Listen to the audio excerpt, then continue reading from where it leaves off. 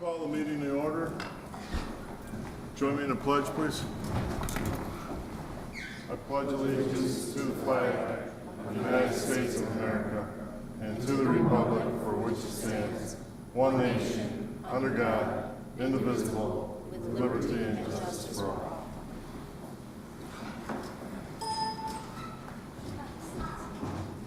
Roll call, please.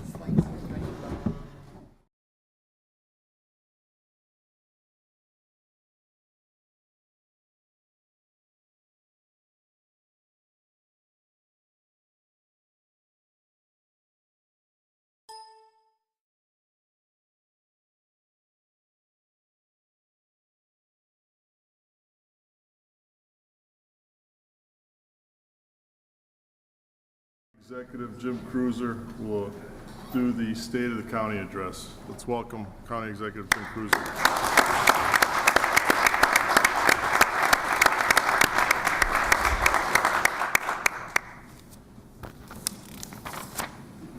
Good evening, Chairman Kubicki, Vice Chairwoman Brunig, ladies and gentlemen of the County Board, other elected officials, county employees, citizens of Kenosha County, especially those who made it through the cold weather this evening. I am pleased and proud to stand before you tonight to say Kenosha County is not just strong, but it is robust and growing.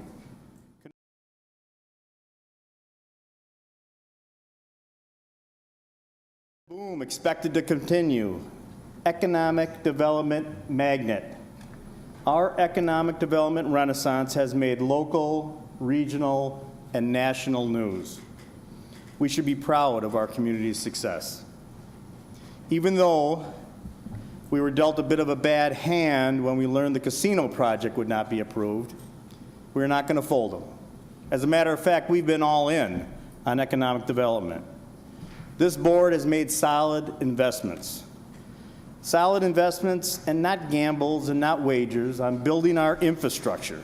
Things like roads, broadband, public Wi-Fi, and good infrastructure, which leads to economic development, which creates jobs. Jobs which we have been focused on since 2008.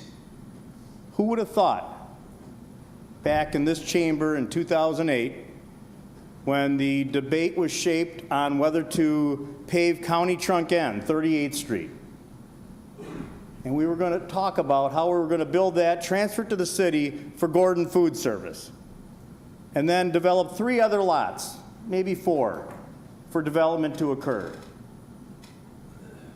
Who would have thought Amazon would have been one of those companies? And then after Amazon arrived, who would have thought Uline would have put their fulfillment center across I-94? Who would have thought of how important those moments were in this board chamber when we made that infrastructure decision? Together, we have done our part, and the private sector is responding. We will continue to work with our economic development partner, the Kenosha Area Business Alliance, to ensure a strong and strategic growth into the future. This short video shows some results of those investments we've made and that have led to a stronger Kenosha County. Take a look.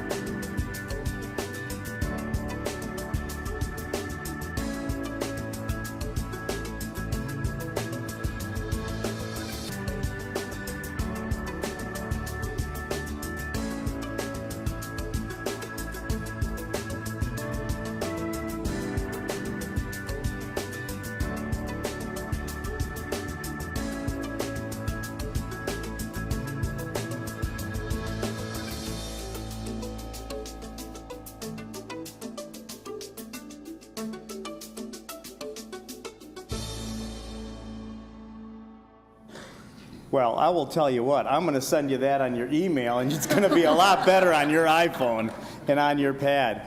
But that's what happens when I mix technology in with my speeches. Sometimes I don't get it right. But I will tell you, it's a great video, and you should take a look at how awesome it is in Kenosha to have those 4,000 jobs. And it gives you a sense in less than 3 minutes of what is really going on here, and it's just short of amazing.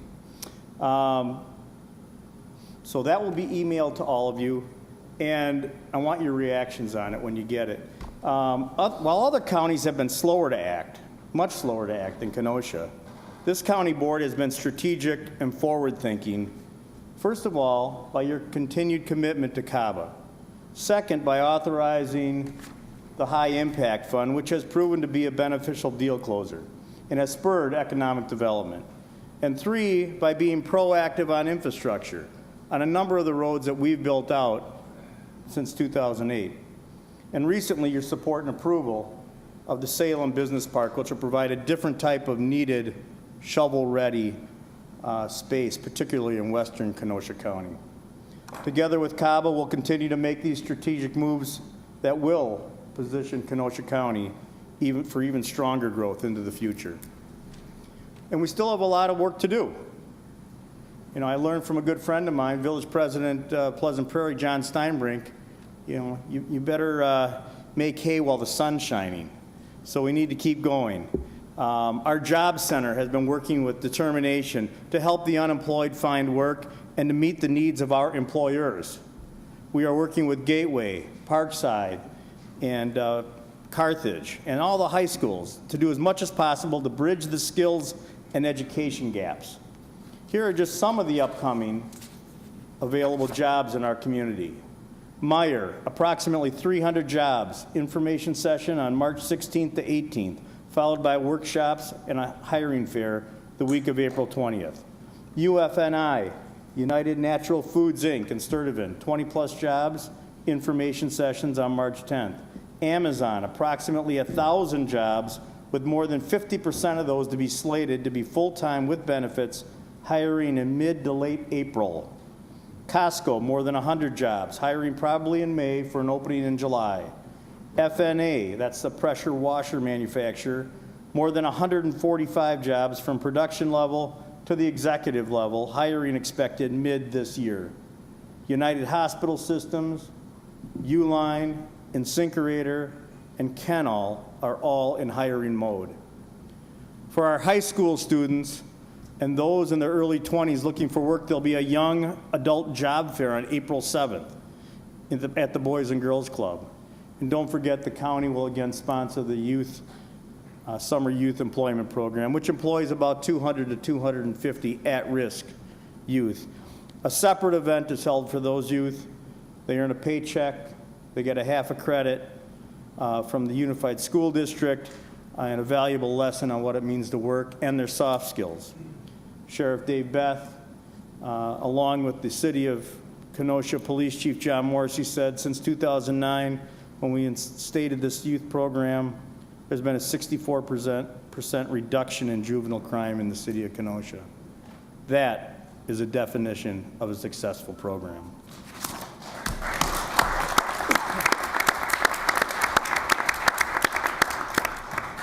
There are some 5,000 Kenosha County residents, according to the unemployment statistics, known to be looking for jobs, and employers known to be looking for several thousand employees.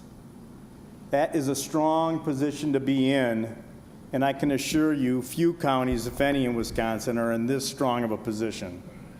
This is the vision that we've worked on collectively over the last number of years. We will work to retain and to help our current employers grow. We will work hard to attract new businesses.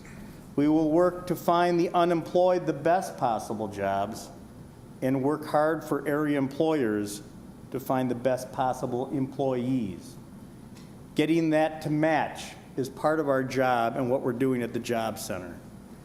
We are looking at all the new jobs coming into the area, and I want to take a moment to recognize the Kenosha County employees from the rank and file, the people who you might not see very often, who work second or third shift, to the managers that you interact with every day or every week. It is critical that we, as county government, remain competitive and retain those good employees to safeguard a smooth delivery of services to the taxpayers. They do make a difference. Thank you to our team of Kenosha County employees. I'd like to give them a round of applause.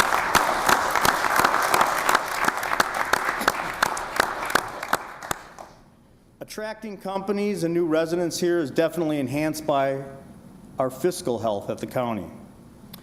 2014 general fund reserves are expected to exceed $12.6 million unaudited, the highest in the history for the county.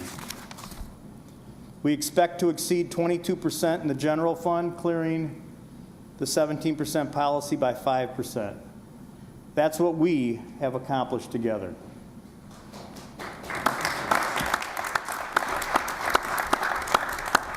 The 2014 sales tax is estimated to be $12.7 million, the highest in county history.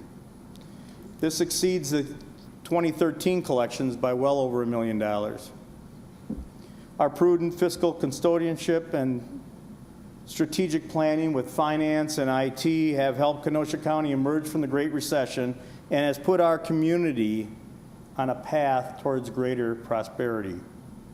I want to thank your leadership and support, which has played a very significant role in our economic success. Part of our fiscal responsibility is to be good stewards, though, of our public facilities. Have you seen we've restored the courthouse and the Kenosha County Administration Building, and work on the K-Cab is substantially done with some cosmetic alterations that need to be done. They'll be completed in mid-June because we need the weather to cooperate a little bit more than it is tonight. This project represents another successful restoration of our historical significant assets that will be well preserved into the future. We've taken seriously our responsibility of addressing the significant deferred maintenance issues while we're here at the county, and we did that at a time when the interest rates were low.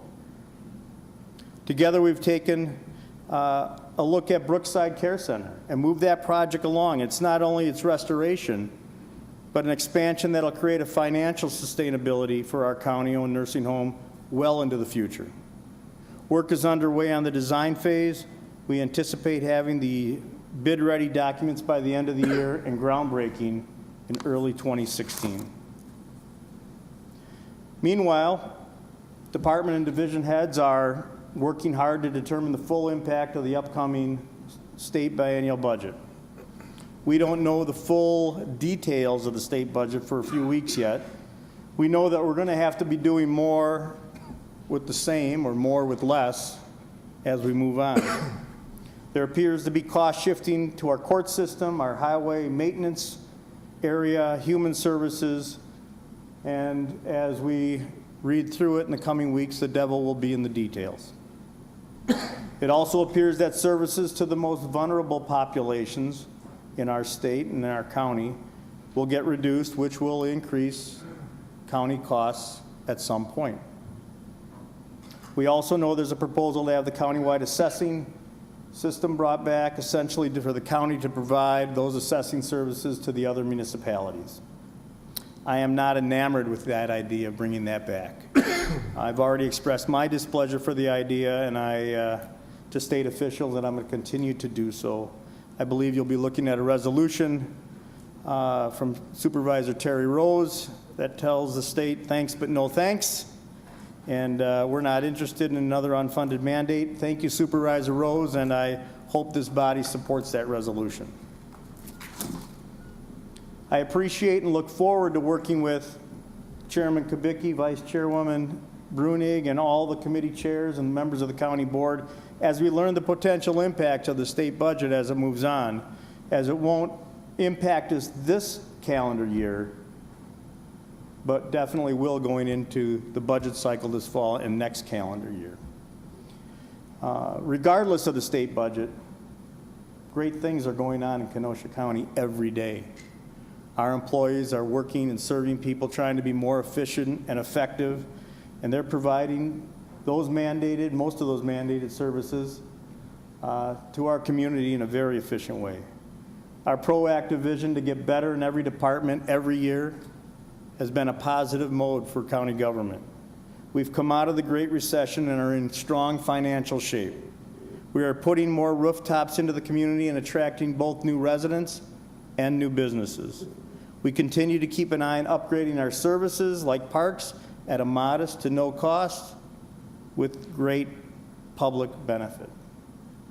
The future of Kenosha County is bright. The outlook for our county is strong. The state of our fund balance is the highest in our history. The state of our economic development is off the charts.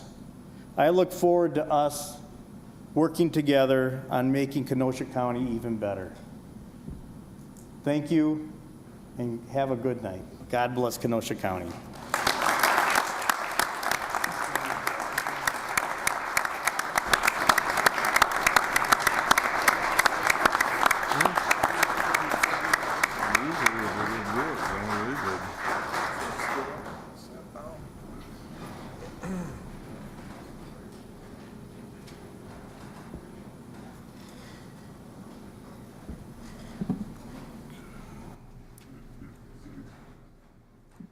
We'll move on to citizen comments. Citizen comments. Citizen comments. Seeing none. Announcements of the chairman. I do have a few. I'm saddened to say that last week, one of our own, Annie Burgo, who served on this Kenosha County Board for 16 years from 1988 to 2004, passed away. Our thoughts and prayers are with her and her family. Could you all join me in a moment of silence, please?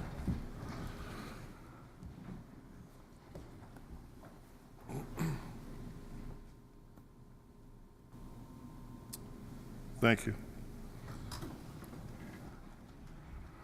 At the conclusion of tonight's meeting, I'd like to have all the chair people of their committees come and meet with me in my office after the meeting. I'd appreciate that. That's all I have for this evening. We'll move on to supervisor reports.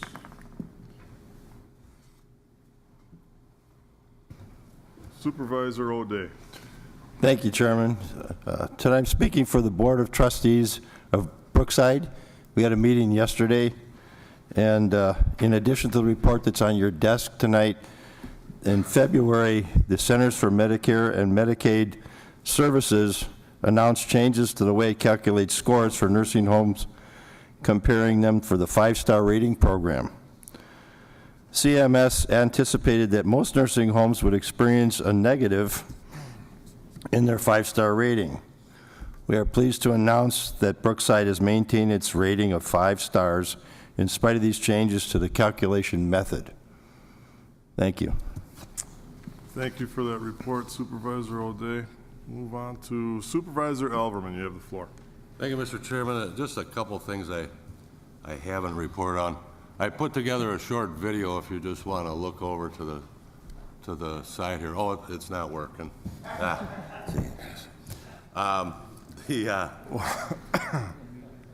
The Highway Department, as I have reported, and the winter that we've all experienced has been in very good shape as far as supplies, being able to work on other things. We had a little instance here today, yesterday afternoon, but we're in very good shape with our supplies, with our overtime and fuel costs for the year.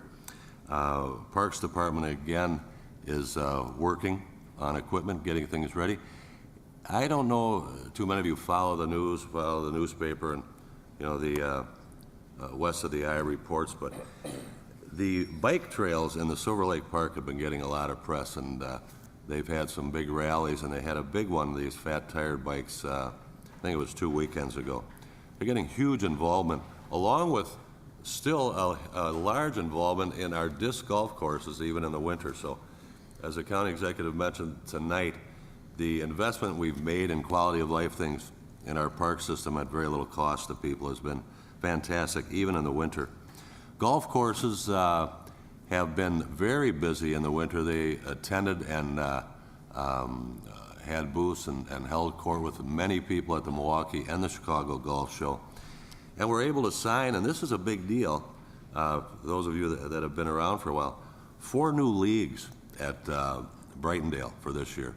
And you know, leagues are a big thing because that brings those people at other times in their leisure time also.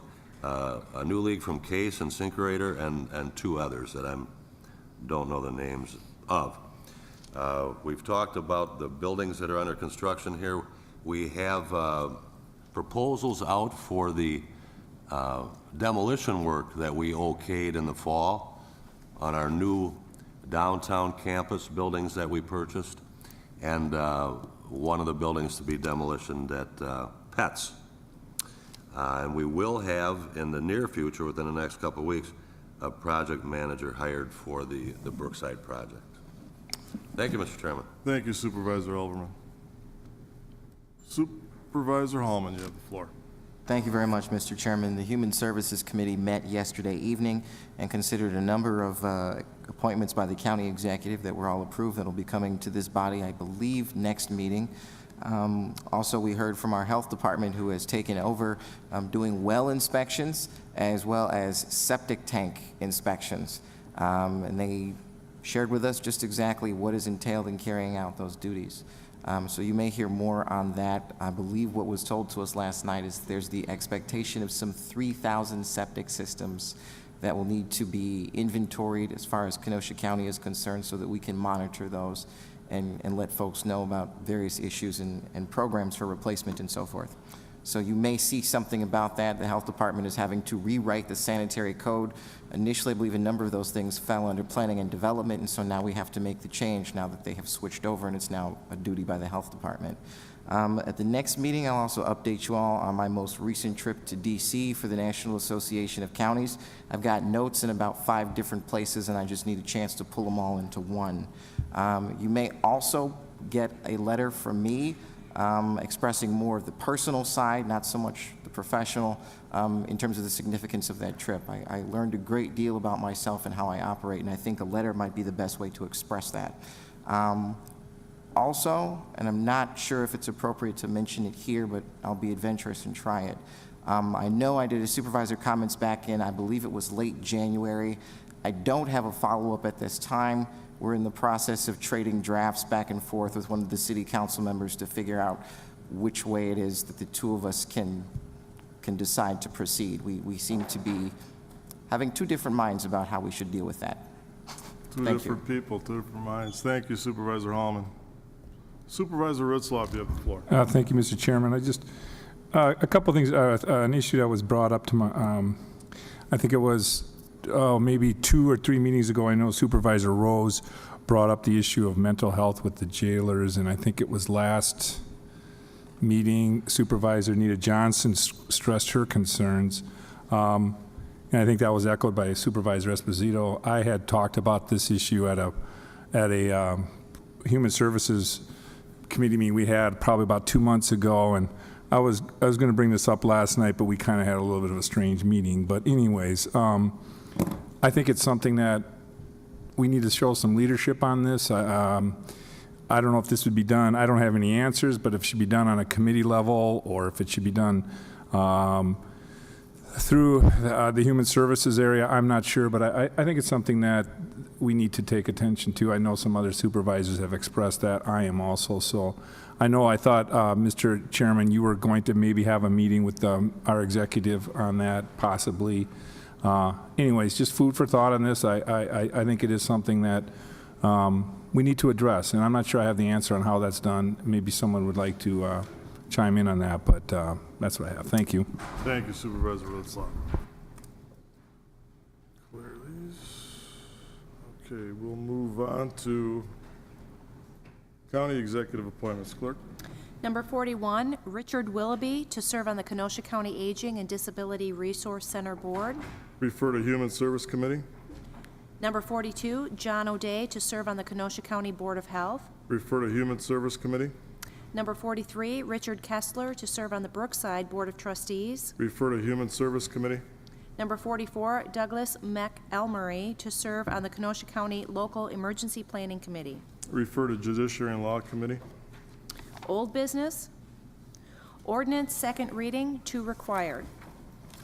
Number 36, from Public Works Facility Committee to create an ordinance on traffic controls at the intersection of County Trunk Highway H and Bane Station Road. Submitted by Supervisors Elderman, yes. Grady, yes. Boyd Frederick, yes. Supervisor Skalitsky, excused. Supervisor Poole, yes.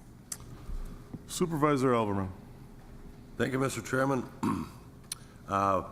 If you wouldn't mind, could we possibly do 37 and 36? It's the same premise, and I'll be explaining the two of them. Do that then? That's fine. Number 37. Go ahead, you're right. Oh, sorry. From Public Works Facilities Committee to create an ordinance on traffic controls at the intersection of County Trunk Highway C and Bane Station Road. Submitted by Supervisors Elverman, yes. Grady, yes. Boyd Frederick, yes. Supervisor Skalitsky, excused. Supervisor Poole, yes. All right, Supervisor Elverman. Thank you, Mr. Chairman. I would move ordinance 36 and 37. Okay, we'll Move separately? yeah, we'll just do 36 has been moved by Supervisor Elverman, seconded by Supervisor Boyd Frederick. Supervisor Elverman. Thank you, Mr. Chairman. We had a construction project last year into fall and early winter on Highway H that involved C, Bane Station Road, that whole area. What occurred at that time were 3 temporary 4-way stop signs being put in. 2 of them were the 2 before you this evening. Ordinance 36 is one of them. That is County Trunk H and Bane Station Road. Whenever we do a 4-way stop, a stoplight, roundabout, you do traffic studies, and there's something called warrants that you look to see if you meet. The Village of Pleasant Prairie asked for this intersection to remain a 4-way stop after the construction was over. It would have lapsed, gone back to the control that it had prior. So our Highway Commissioner did the warrant study. We found that it did meet the warrants. The village was pleased with our decision to make this a permanent 4-way stop. So I would ask for your approval. Okay, well, this is a simple majority vote. We'll vote first on ordinance number 36. All those in favor say aye. Aye. All those opposed, passes unanimously. Supervisor Elverman. I would move ordinance 37. 37's been moved by Supervisor Elverman, seconded by Supervisor Poole. Supervisor Elverman. Thank you, Mr. Chairman. As I explained, this one was a temporary also at C and Bane Station Road. It also met the warrants. It was requested by the Village of Pleasant Prairie that it remain